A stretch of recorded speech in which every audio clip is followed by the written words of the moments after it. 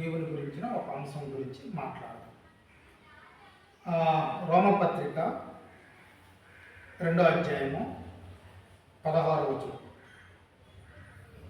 దేవుడు తన సువార్త ప్రకారం యేసుక్రీస్తు ద్వారా మనుషుల రహస్యములను విమర్శించు దినమందు ఇలాగూ జరుగును. ఏం జరుగుతుంది? యేసుక్రీస్తు ద్వారా నా సువార్త ప్రకారం మనుషులు రహస్యములను విమర్శించు దినం ఒకటి వస్తుందనేసి దేవుడు చెప్తున్నాడు. అంటే రహస్యాలు అనేవి ఉన్నాయి. ఒక మనుషుల్లోని రహస్యము ఇంకొక మనుషునికి కనబడుతుందా? నీలో ఉన్న ఉద్దేశము నువ్వు చెప్పితేనే నాకు తెలియబడుతుంది. నీలో ఉన్న సంగతులు నాకు తిప్పితేనే నాకు తెలుస్తాయి. నీలో ఉన్న సమస్యలు నాకు చెప్తేనే తెలుస్తాయి. అయితే నీలో ఉన్న రహస్యాలు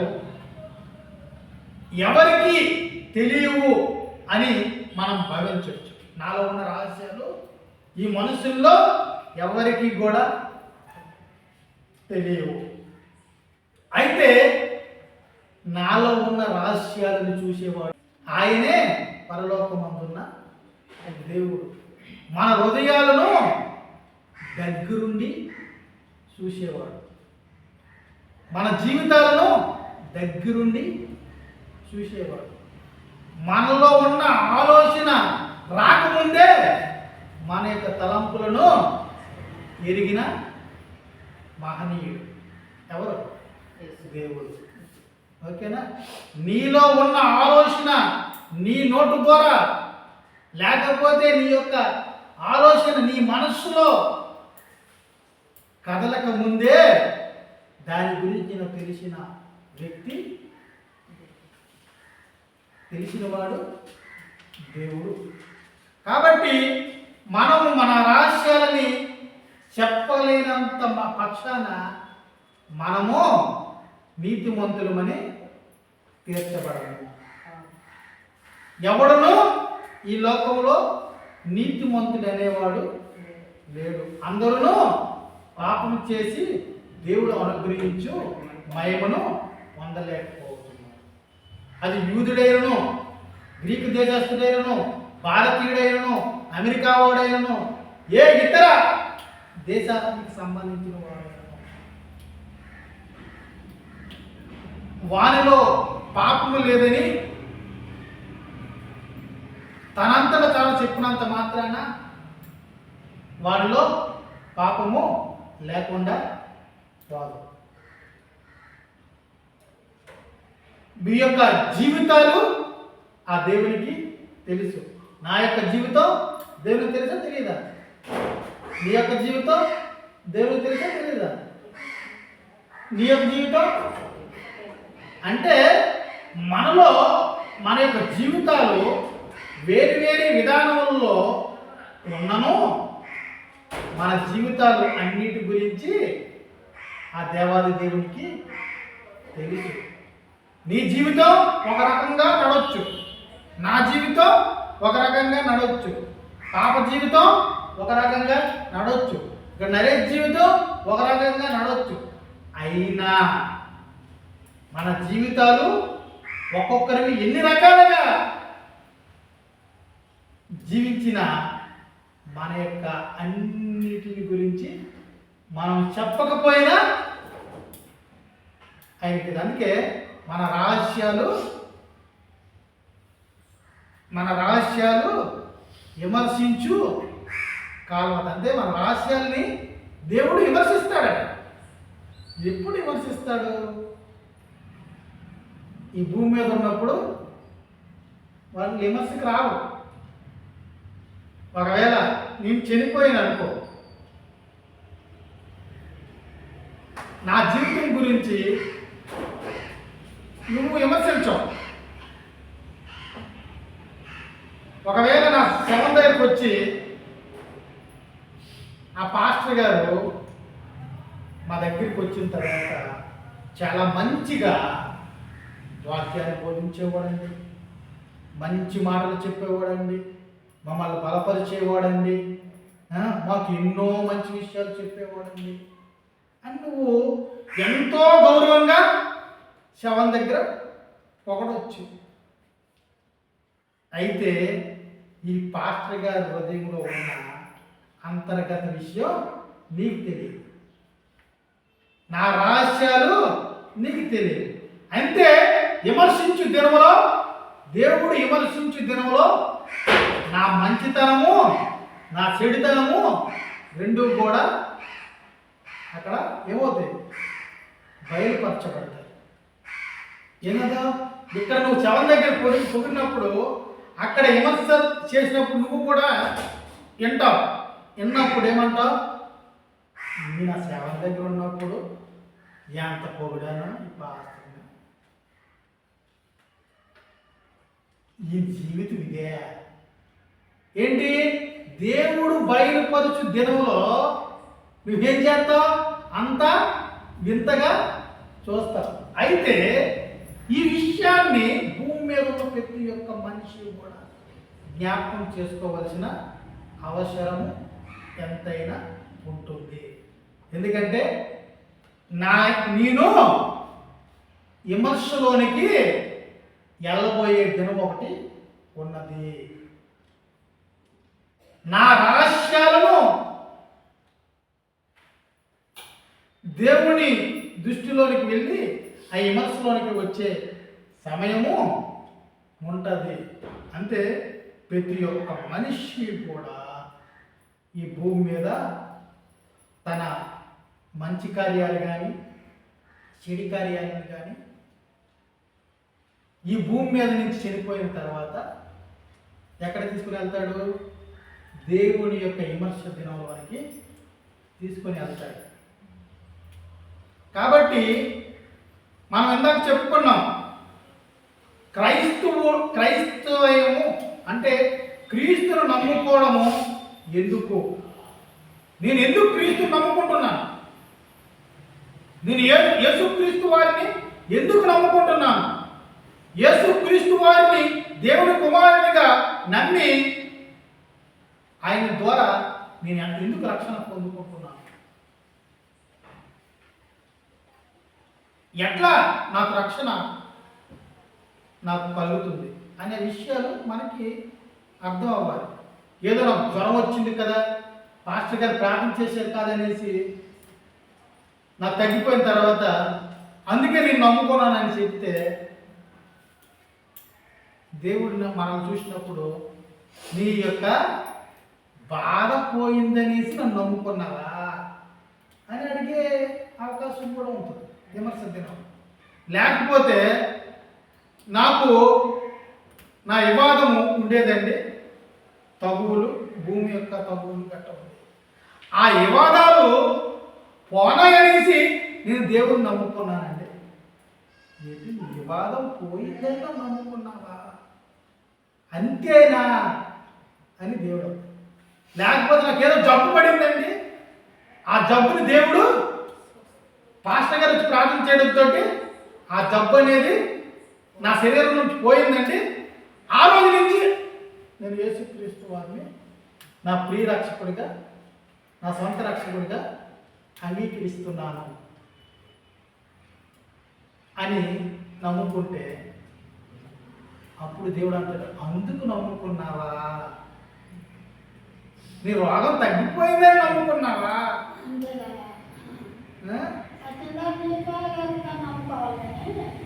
అయితే ఈ రెండు ఇలాంటి భౌతికమైన విషయాల కోసం నన్ను నమ్ముకుంటే రేపు ఆ భౌతికమైన విషయాలు మళ్ళీ నీకు ఆ రోగం వస్తే దాన్ని దేవుడు తీయకుండా దాన్ని నీకు ముళ్ళుగా ఉంచితే నువ్వు దేవుడిని నమ్ముకోవడానికి అవకాశం కల్పించుకుంటావా.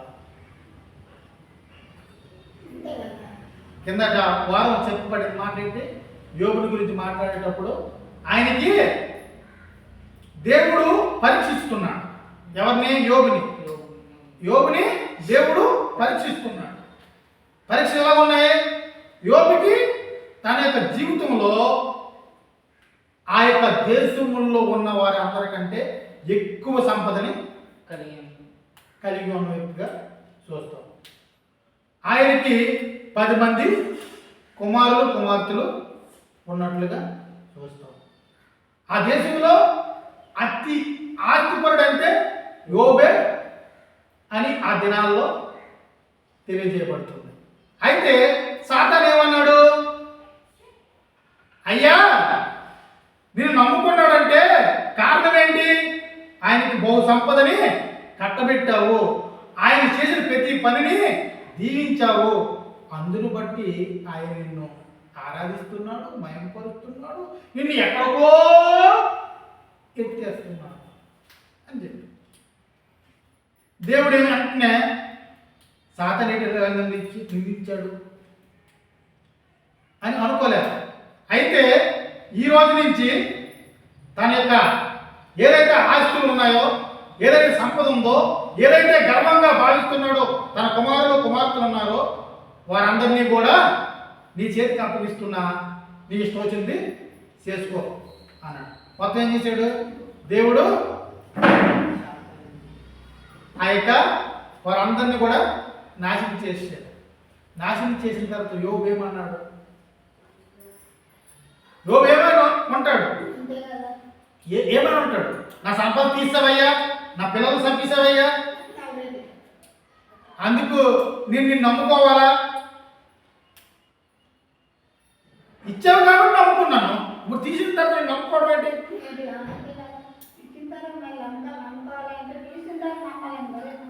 నమ్మలేము కదా. అయితే యోబు అలాగే అనలేదు. ఎందుకు అనలేదు? అప్పుడు ఇచ్చింది దేవుడే, ఇప్పుడు తీసుకున్నది దేవుడే. అప్పుడు ఇచ్చినది దేవుడే, ఇప్పుడు తీసుకున్నది దేవుడే. ఆయన నోట మాట ద్వారా కూడా దేవుణ్ణి నిందించలేదు. అంటే ఆస్తి ఉన్నప్పుడు ఒకేలా ఉన్నాడు, ఆస్తి లేనప్పుడు అంటే అంతా పోయిన తర్వాత కూడా ఒకేలాగా ఉన్నాడు. తర్వాత మళ్ళీ సాతాను దేవుని దగ్గరికి వచ్చి యోబు సంగతి చూసావా అంటే చూశాను. తన శరీరం అంతా కూడా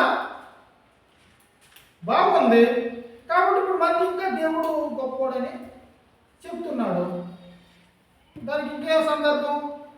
ఆస్తిని అడ్డుని తీసావు కానీ శరీరం ఇంకా బహుగా బలంగా దిట్టుగా ఉన్నది కాబట్టి ఇంకా సంతోషిస్తున్నాడు. అంటే అప్పుడు ఏం జరిగింది? ఇక దేవుడు సాతానికి ఏమవుతుంది? శరీరాన్ని అప్పగించాడు. ఈ శరీరాన్ని అప్పగించాడు. ఎవరి శరీరాన్ని? యోబు శరీరాన్ని సాతానికి అప్పగించాడు. ప్రాణం మాత్రం తీయొద్దు, శరీరాన్ని నీ ఇష్టం వచ్చినట్లుగా చిత్రహింసలు చెయ్యు. అంటే యోబు యొక్క జీవితము ఆ సమయంలో ఎట్లా ఉందంటే, గోక్కుంటే పురుగులు వచ్చేసే శరీరం. ఎట్లా? గోక్కుంటే పురుగులు వచ్చేసే శరీరం. ఆయన చూస్తే అసహించుకునే శరీరంగా సాతాను మార్చేశాడు. అప్పుడు కూడా దేవుని గురించి ఏమన్నాడు తెలుసా? ఆయన మనకి ఆరోగ్యాన్ని ఇచ్చినప్పుడే దేవుడిగా మనం గుర్తించాలా? అనారోగ్యం ఇచ్చినప్పుడు దేవునిగా మనం గుర్తించకూడదా? ఎడాలే ఆరోగ్యం ఇచ్చినప్పుడే దేవుడే మనకి, ఆరోగ్యం ఇవ్వకపోతే దేవుడు కదా. అనారోగ్యంలో కూడా దేవుడు దేవుడే. దేవుడు దేవుడే. ఏ యొక్క పరిస్థితిలోనైనా దేవుడు దేవుడే. అయితే ఒకరు క్రైస్తవుడుగా ఉన్నప్పుడు సుఖాలను అనుభవించడానికే క్రైస్తవం కాదు, కష్టాలు అనుభవించడానికి కూడా క్రైస్తవులు ముందుకు రావాలి. కష్టాల్లో కూడా క్రైస్తవులు, ఇప్పుడు క్రైస్తవంలో వచ్చిన ప్రతి ఒక్కరూ కూడా దేవుని అనుభవించడానికి వస్తారు. క్రీస్తు ద్వారా శ్రమలు అనేవి భరించబడాలి. క్రీస్తు ద్వారా శ్రమలు అనేవి వచ్చాయి. ఆ శ్రమలు వచ్చినప్పుడే, ఆ శ్రమలను అనుభవిస్తున్నప్పుడే మనం క్రీస్తుని ఇంకా అధికంగా స్తుతించగలగాలి. శ్రమలు వచ్చినంత మాత్రాన దేవుణ్ణి విడిచిపెట్టి వెళ్ళిపోయే వారిగా మనం. అందుకే ఎందుకు క్రైస్తవులు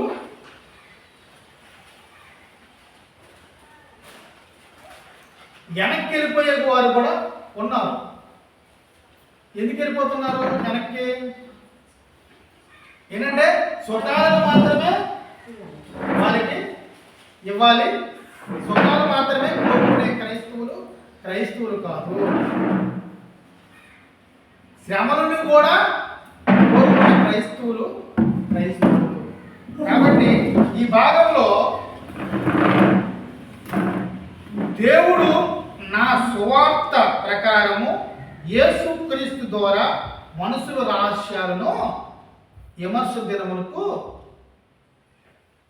దినమందు ఎలాగ జరుగుతుంది. ఏంటి?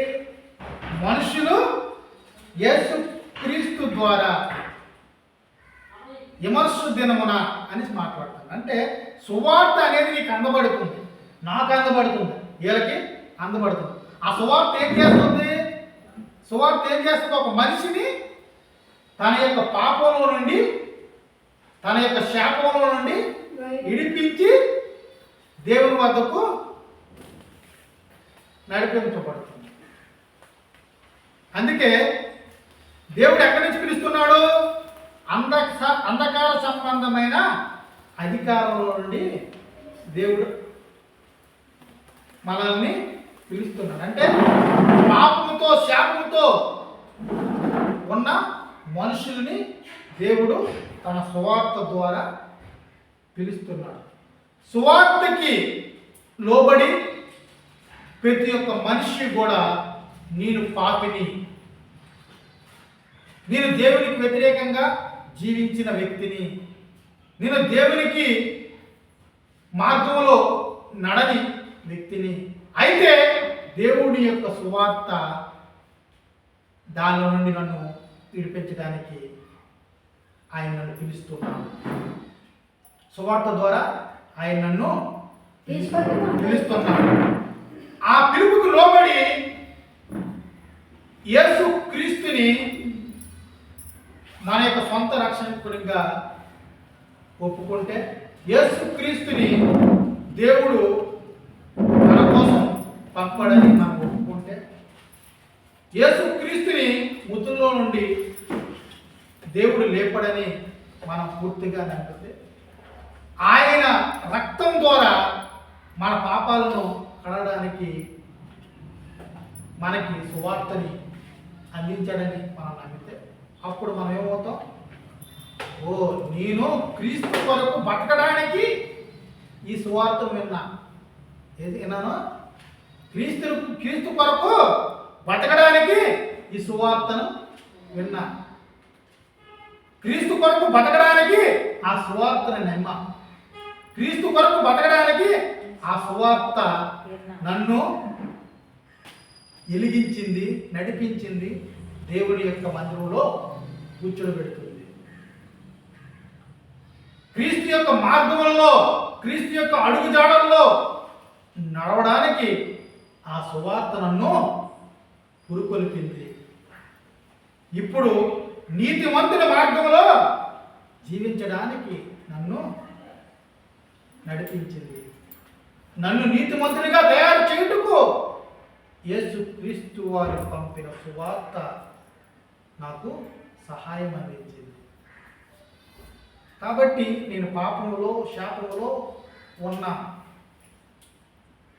వాడినై ఉన్నప్పుడు ఈ సువార్త నన్ను ఆ యొక్క అసహ్యకరమైన మార్గంలో నుండి పిలిచి దేవుని యొక్క మార్గంలో నిలబెట్టడానికి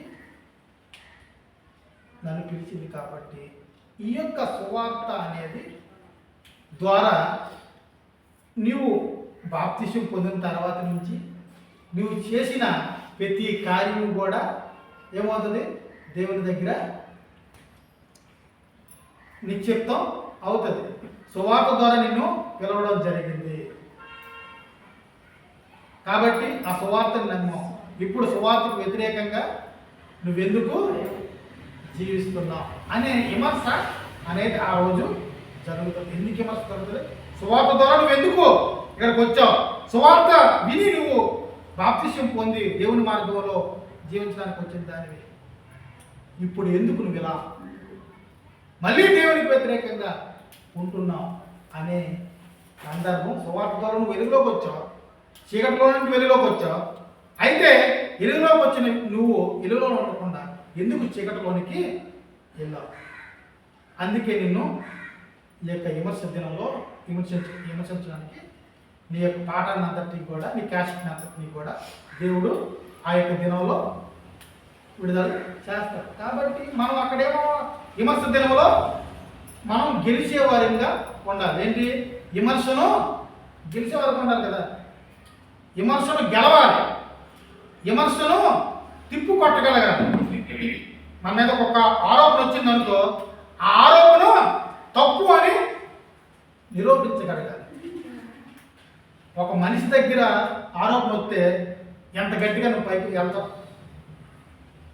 ఆడెవడరా నాకు నా మీద వ్యతిరేకంగా మాట్లాడాడు, నా మీద అంత అదే అగౌరవంగా మాట్లాడేవాడు, నా ముందుకు రమ్మను నేను మాట్లాడుతాను నా అంత. అక్కడ దేవుని దగ్గర కూడా అదే పౌరుషం ఉండాలి. ఎక్కడయ్యా నేను చేసిన తప్పు అని ధైర్యంగా నిలబడి మాట్లాడే దమ్ము ఎక్కడ? ఆ విమర్శ దినంలో కూడా అదే పౌరుషం ఉంటే అది క్రైస్తవులో శరీరంలో పులకించాలి. అప్పుడు మనం నిజమైన క్రైస్తవులు అని భూమి మీద ఉన్నప్పుడు ఎట్లాగైతే నిరూపించుకోగలిగామో, ఒక మనిషి దగ్గర నేను నీతిమంతురాలు, నేను నీతిమంతుడును, నన్ను పరీక్షించుకో అని ఎప్పుడైతే చెప్పుకోగలుగుతామో, అక్కడ కూడా దేవుడు ఒక విమర్శను మనకి ప్రవేశపెట్టేటప్పుడు ధైర్యంగా ఆ విమర్శకు సమాధానం చెప్పగలిగే కెపాసిటీ ఈ భూమి మీద పుట్టిన ప్రతి ఒక్క మనిషినికి కావాలి. అందుకు నిన్ను పిలిచాడు. ఎందుకు పిలిచాడు? నీ కష్టాలు తీయడానికి పిల్ల, ధైర్యం కోసం, ధైర్యం కోసం. నేను దేవుని యొక్క కుమారుణ్ణి, కుమార్తెని ధైర్యంగా చెప్పుకోవడానికి పిలిచాడు. దానికి పిలిచాడు తప్ప నీ కష్టాలు సుఖాలని బాగు చేయడానికి ఆయన పిలవలేదు అనే విషయం. అది దేవుని నువ్వు చనిపోయిన తర్వాత మళ్ళీ దేవుని దగ్గర ఉండాలి. నువ్వు దేవుని దగ్గర ఉండాలి. ఆయన నీకు ఒక స్థలాలను ఏర్పాటు చేశాడు. పరిశుద్ధమైన ప్రాంతంలో నీకోసం యేసుక్రీస్తు రక్తం ద్వారా కొన్ని స్థలాలు ఉన్నాయి. ఆ స్థలాల్లో నీకు ఏర్పాటు చేయబడిన స్థలంలో నిన్ను ఆయన పెట్టడానికి సిద్ధంగా ఉన్నావు. విమర్శ దినం అయిపోయిన వెంటనే నిన్ను ఆ స్థలం నీకు అప్పగించి నువ్వు ఇక్కడ జీవించి దేవుడిని స్తుతించని దేవుడు చెప్తాడు. కాబట్టి అక్కడ తెలిసిపోద్ది. కాబట్టి మార్గం అది. కాబట్టి ఇప్పుడు